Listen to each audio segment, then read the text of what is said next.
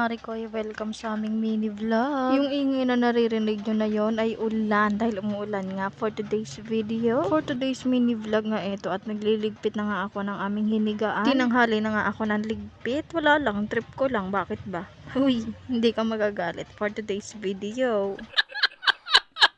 Pagkatapos ko naman magligpit ng hinigaan namin, nagready na rin ako ng damit na susuotin ni Baby Elise. Pinapaliguan na kasi siya ng papa niya dahil tanghali na nga rin ang mga oras na to. Pagkatapos nga niyang maligo, eto nga at pinunasan ko na at bibihisan ko na rin. Grabe mga Marikoy, habang lumalaki nga siya, ipahirapan na nga rin siyang paliguan at bihisan. Ganito rin ba yung mga Junakis nyo mga Marikoy? Pahirapan na talaga sa lahat. Ay grabe ba? Sobrang likot talaga niya habang binibihisan ko nga siya. At fast forward, kinabukasan na nga pala to at kagising ko lang.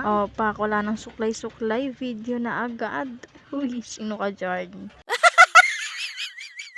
At pagkatapos ko nga ipakita sa inyo yung mukha kong kakagising lang, eto na nga at maghihilamos na nga ako. First time ko nga lang itong pinakita sa inyo, naghilamos ako. Uy, di ka naman talaga naghihilamos. What? Pagkatapos ko naman maghilamos, eto nga at magkakape na nga ako.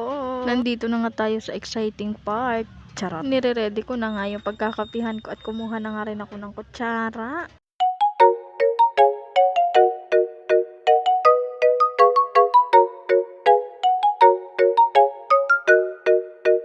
At nung nailagay ko na nga yung kape ko, eto nga at kinuha ko na rin yung thermos para nga malagyan na ng tubig mainit. Eto nga at minekos-mekos na nga ni Insan.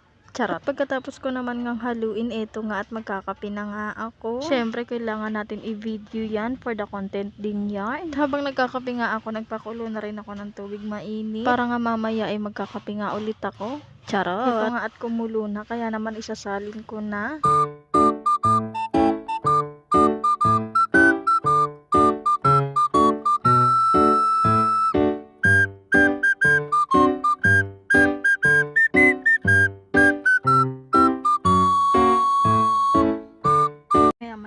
Nagising na nga ang bata. Naghanap nga siya ng dede, kaya ito pinadede ko nga muna. Dahil wala nga akong magawa, eto nga at nag-timelapse na nga lang ang person.